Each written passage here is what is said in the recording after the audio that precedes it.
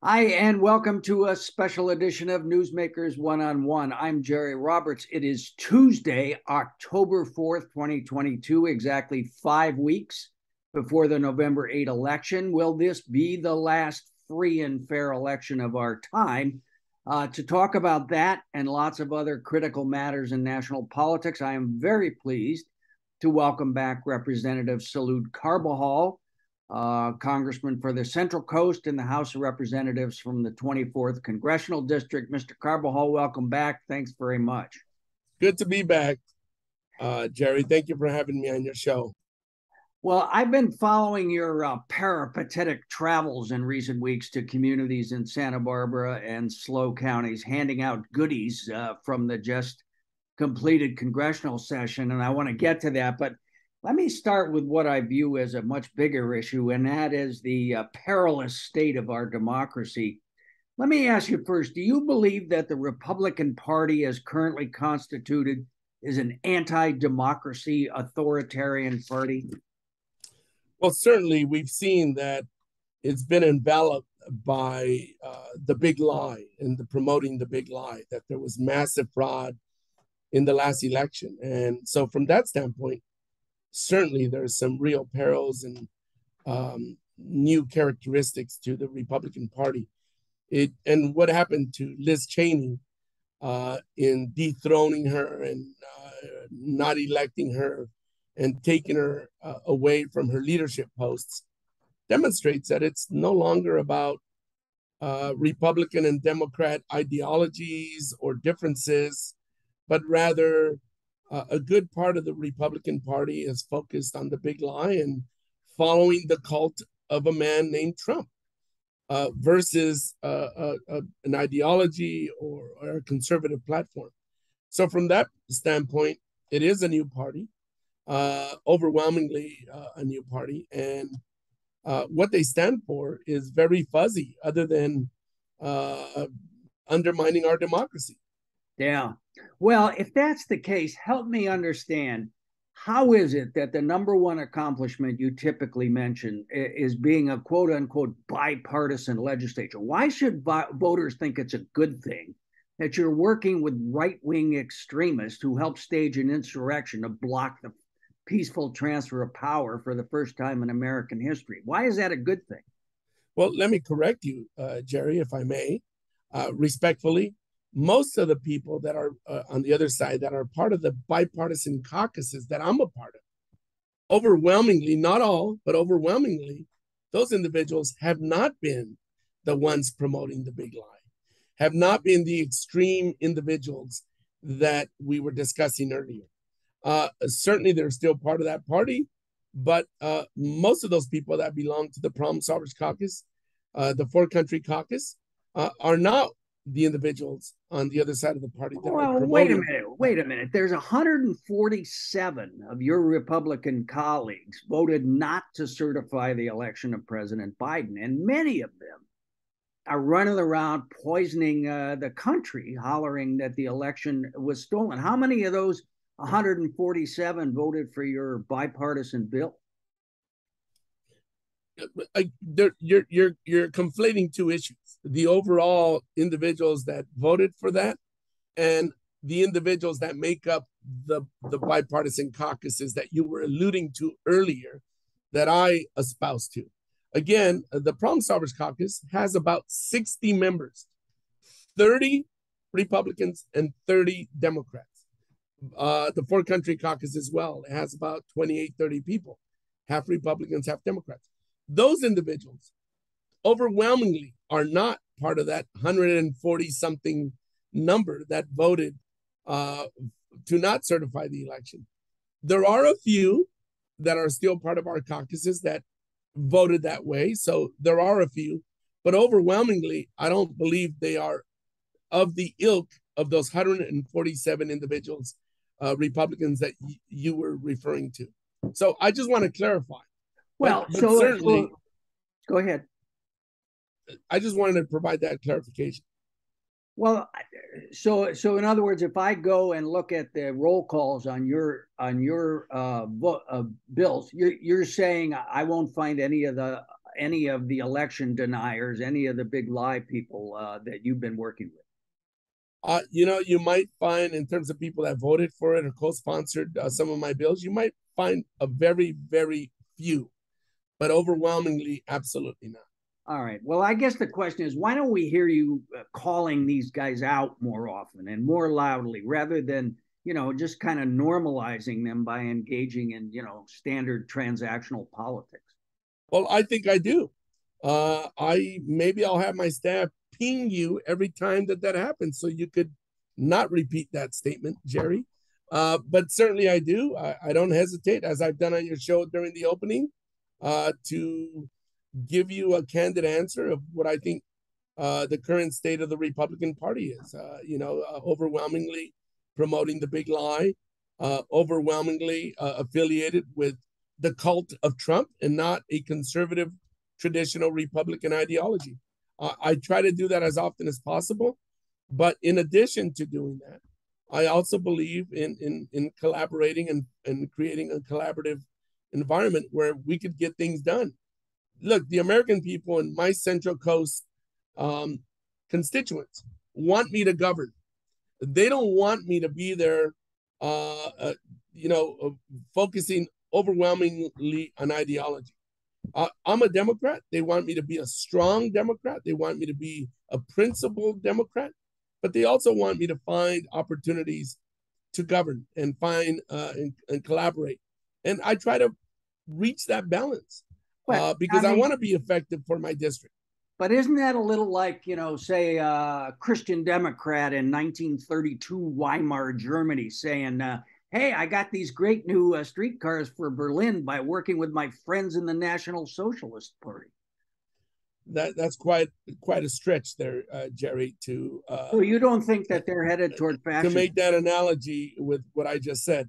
But I will tell you, I stand up for my district. I stand up for my ideals day in and day out. I don't hesitate to call out the Republicans on extremism and things that they do that are not in keeping with what I consider our American values of being inclusive, making sure everybody has opportunity, making sure that we are doing everything possible to improve the lot of Americans throughout our country and giving people hope and an opportunity to live the American dream. Right. So that's what I fight for every day. All right, I want to move on, but let me just, so you're saying it's a stretch for me to compare those elements of the Republican Party to fascists. Is that what you're saying? No. I'm saying what you said is what I said about some of the things that I'm doing to benefit my district. I thought that was the reference you were making. But certainly, there are many Republicans that have fascist tendencies that we are seeing more and more of in Congress. And certainly, it deserves mentioning and pointing those out. All right. And last thing, so how confident are you that our democratic constitutional system is going to survive intact this period with one of our major political parties going in this direction? I'm confident because I think we have a strong democracy. But at the end of the day, it's not without concern. And I do have concern because we saw how close we came to being in a constitutional crisis. If we had a vice president that actually believed wrongly that he could actually not certify the electoral votes, we would have been in a constitutional crisis. If we had more individuals challenge the votes in states and put in their own electors, we would have been in a constitutional crisis. So I think what we proved in this last election was that our resiliency is still there and strong. However, we can't take it for granted. And that's why in the House, we passed the Presidential Election Reform Act, and the Senate is about to come together on a bill as well. And we need to do that because democracy is only as healthy when people participate. And we need to make sure that we look at all that has gone to undermine our elections and the right to vote throughout our country and shore that up as well. All right. Well, at least we got the Supreme Court on our side, huh? Hey, let me ask you this. Diablo Canyon, what's the latest on that? The governor seemed to have kind of blindsided you on keeping that open and kind of getting in the way of your big wind project down there. Where does that stand? Well, I wouldn't characterize it that way, but you know, the governor did initially not communicate effectively with my constituents and my office, and so I did call him out on it. But notwithstanding that, him and his staff have done a remarkable job now of really outreaching to everyone, including my office, to make sure that we fully understand what he's doing and trying to accomplish. And certainly, provided that all the safety issues are addressed as they should be regarding the operations and the spent fuel storage, you know, and all other hurdles are overcome, I'm supportive of the governor moving forward with the temporary expansion of the Diablo Canyon nuclear facility. Again, big hurdles that the governor has to overcome, but as long as they are able to be accomplished, and keep this temporarily as an extension so that there is no overlap and negative impact on the offshore wind project that I'm working on, it can be a win-win-win. So So where does that leave the wind project? It actually dovetails perfectly with the extension date and the timeline that we believe is going to take for offshore wind to come online.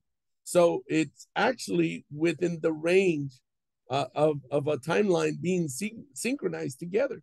So like I said, as long as the timelines remain as they are or around as they are, I think it could be a win-win. So as long as safety is addressed, I'm supportive. And how confident are you that, you know, once they spend these billions to retrofit the plant and PG&E gets in it, they turn it back on, that it, you know, they're going to take it offline again when they say?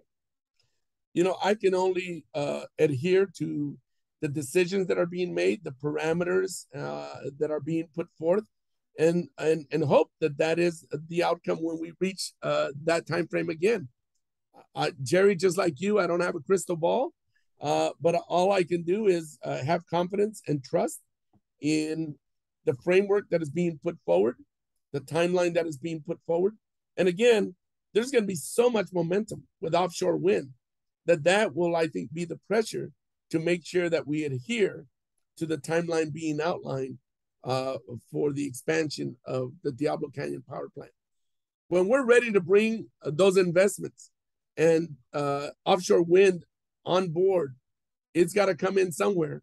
And there's two areas that we are looking at bringing that energy on board as a possibility. One is the Diablo Canyon power plant, and the other one is the mothballed power plant in Morro Bay.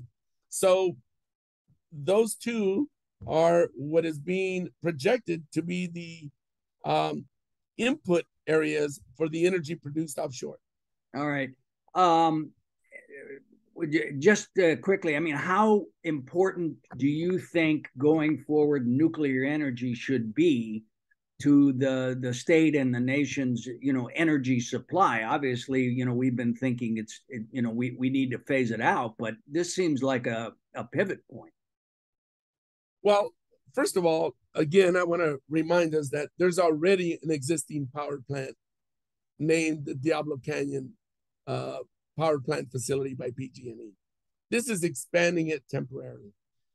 It doesn't go into the long-term pressing issues that the federal government over the past 30 years has failed to find a temporary or a permanent repository as they've been directed by Congress and have failed over these years. They need to do that because it doesn't take away from the perils that nuclear energy bring with it. Spent fuel needs to be addressed somewhere, somehow.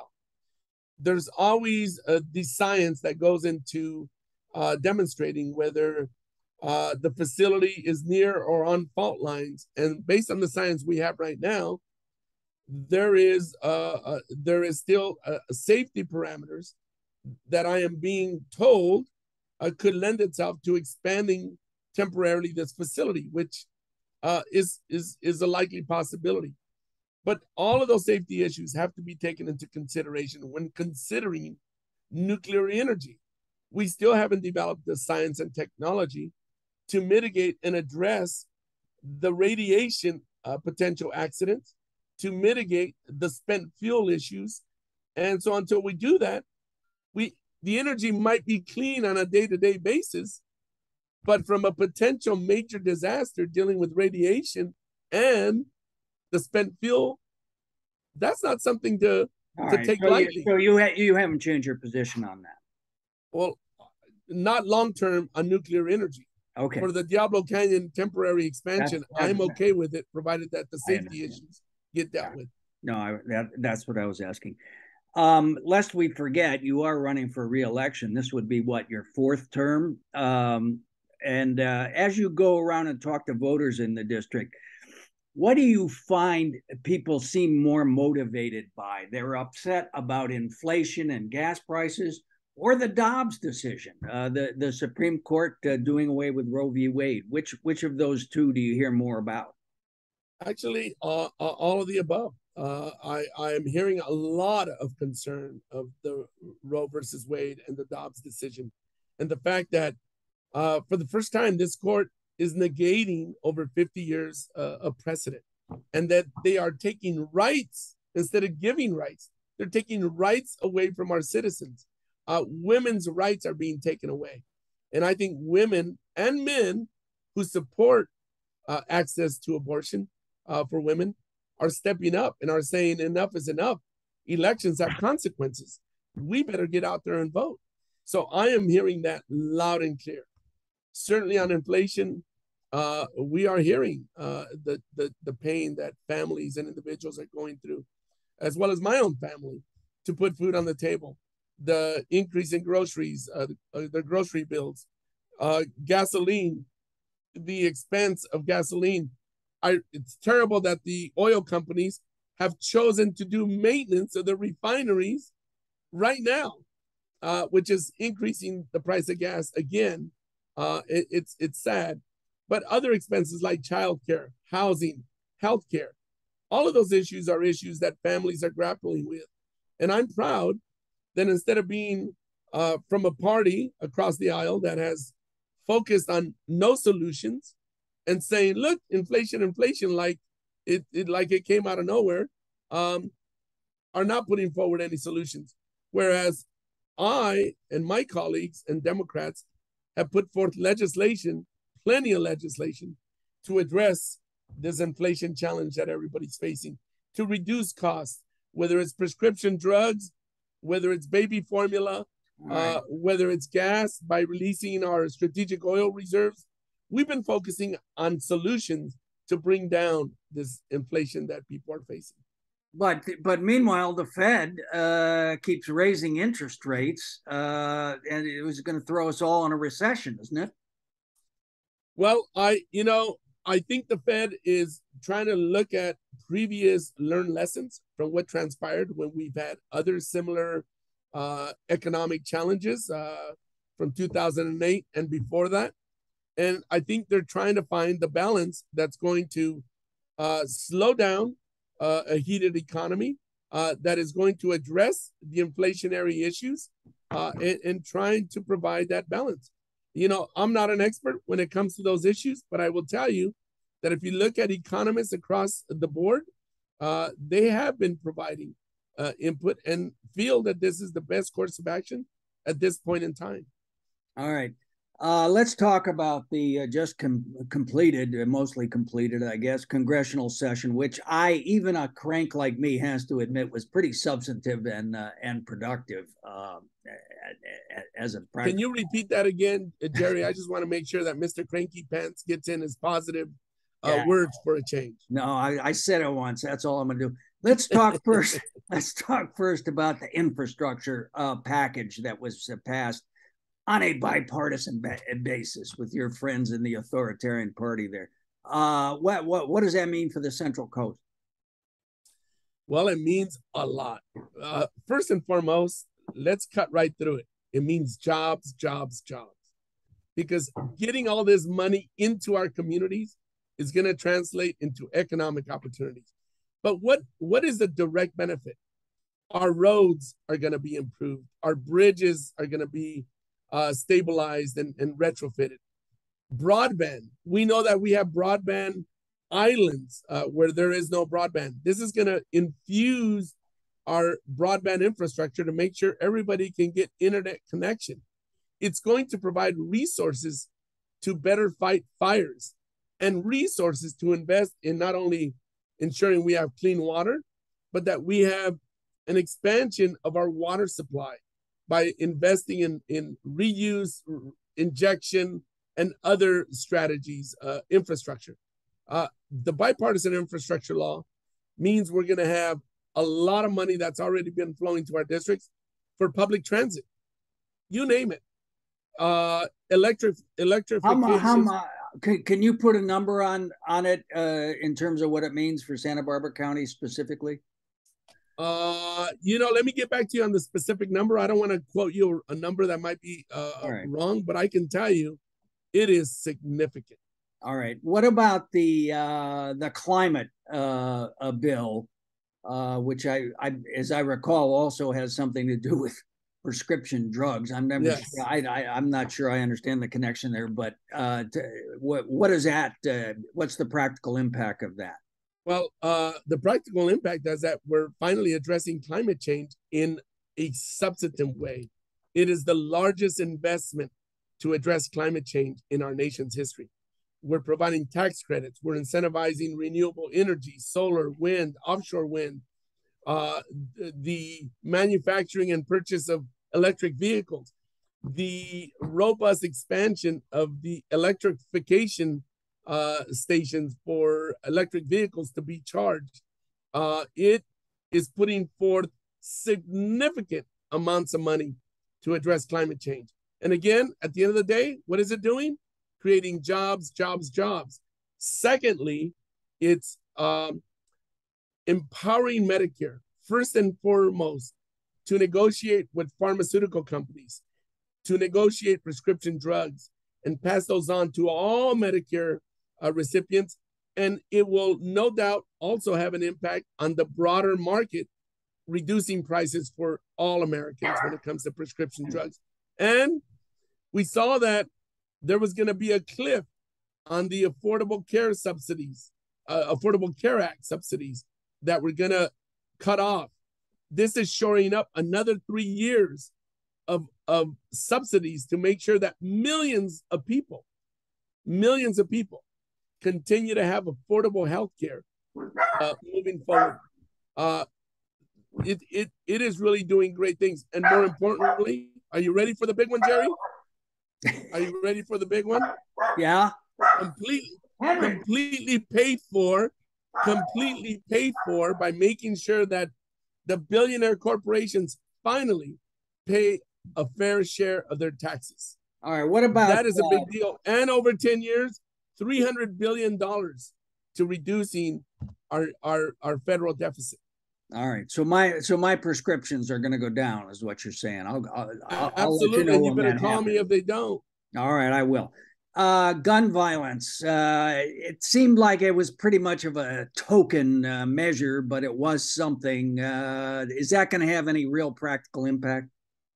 Token measure. Come on, Jerry. I better send you a thesaurus so you could use different adjectives. But a token, you call $700 million token, almost $1 billion, to implement red flag laws throughout our country. It was $700 million to be exact. But these are grants, right? These are grants, but keep in mind that only about 20 states, plus or minus 1 or 2, have red flag laws. Some are Republican-led states and legislatures. Some are Democrat-led legislatures or states by governors.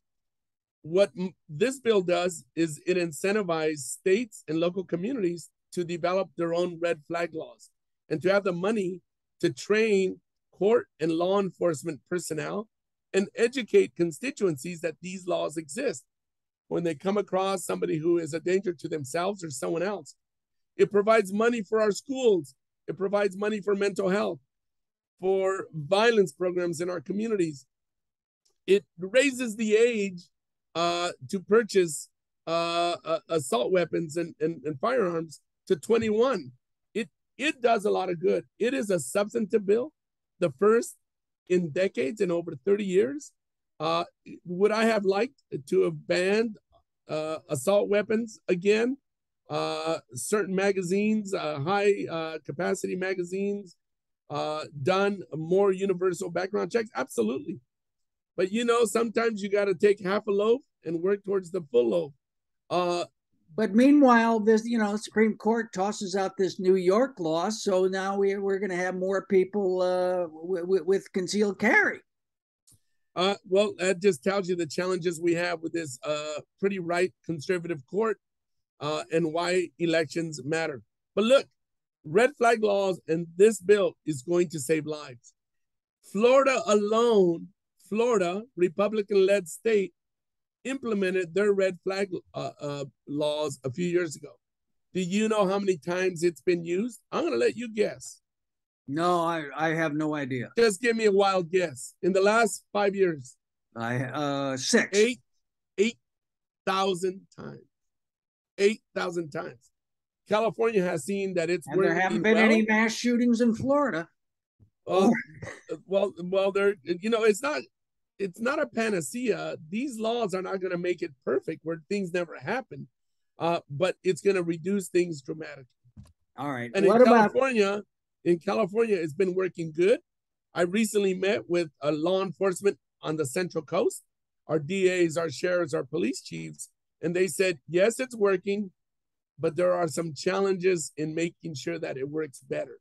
And these resources, they tell me, are going to go a long way to train and educate people so that they can be implemented to their maximum effectiveness. All right, fair enough. One of the other major things that got passed and I think did not probably get enough coverage was this semiconductor, this chip bill and manufacturing.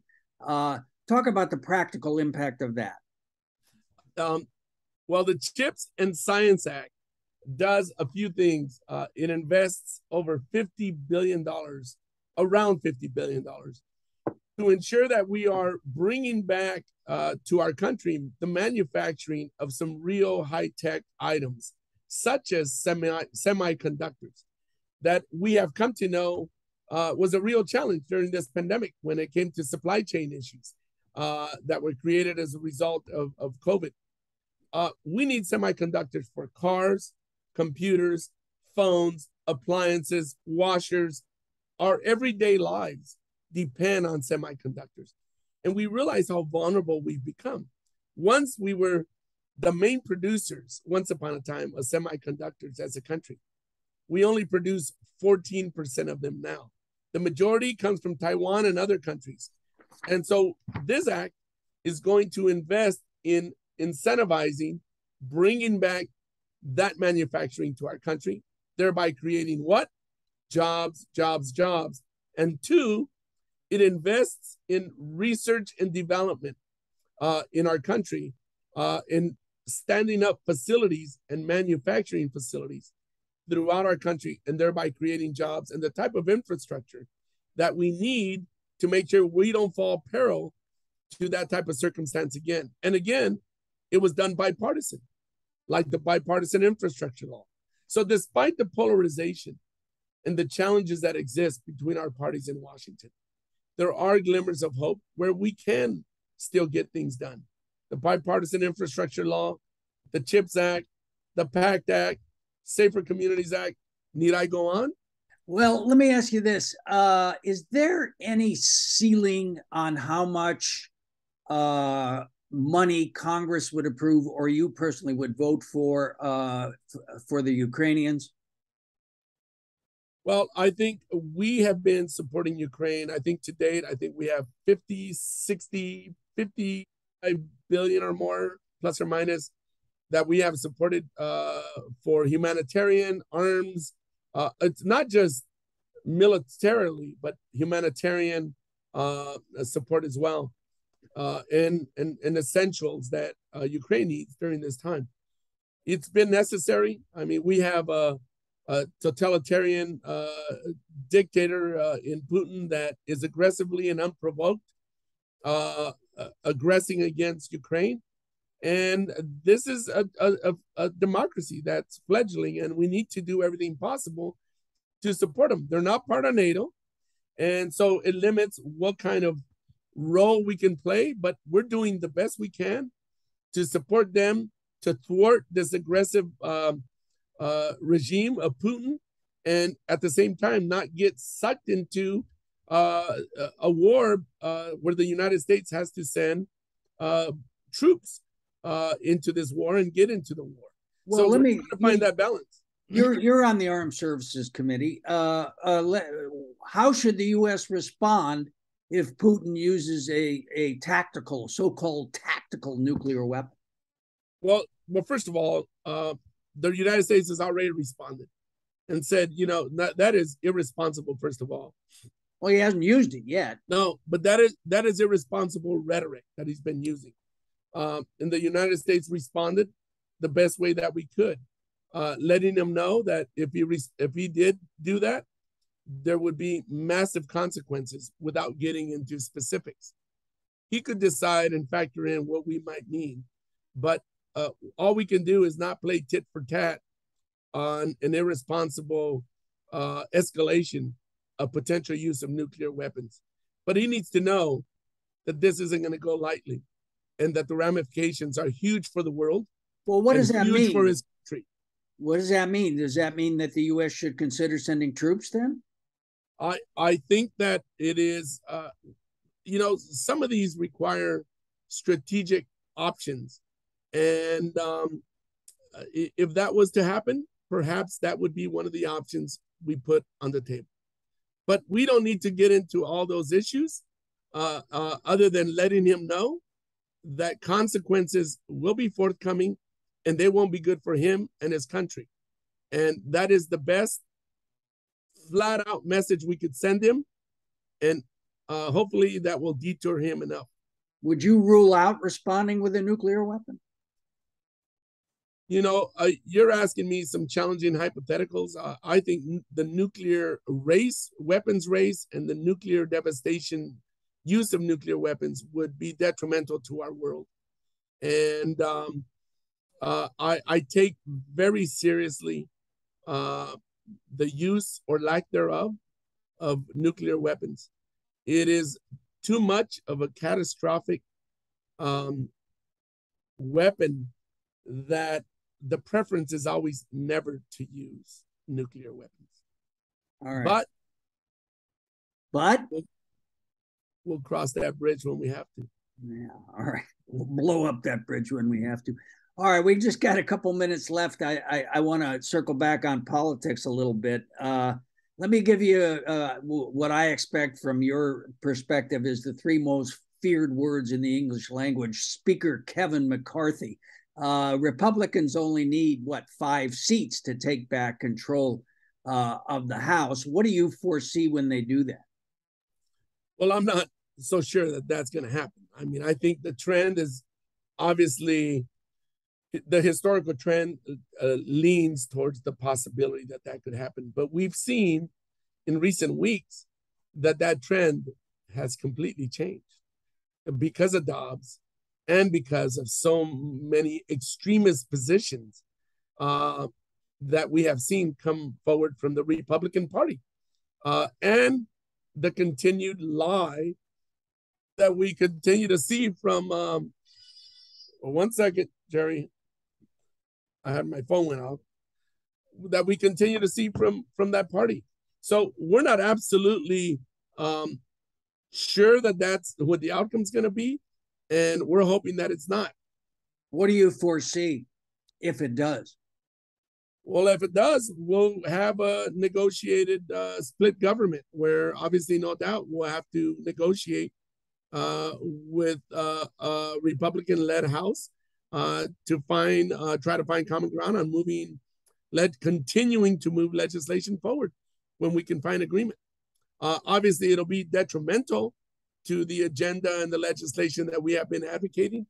But what we will do in such a situation is continue to make sure that the bipartisan infrastructure law investments will be completely implemented.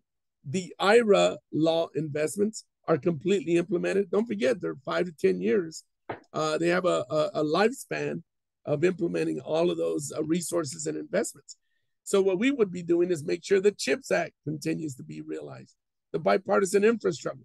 We passed enough legislation in the last 16 months, 17 months, that we have our work cut out for us to see it implemented all the way through.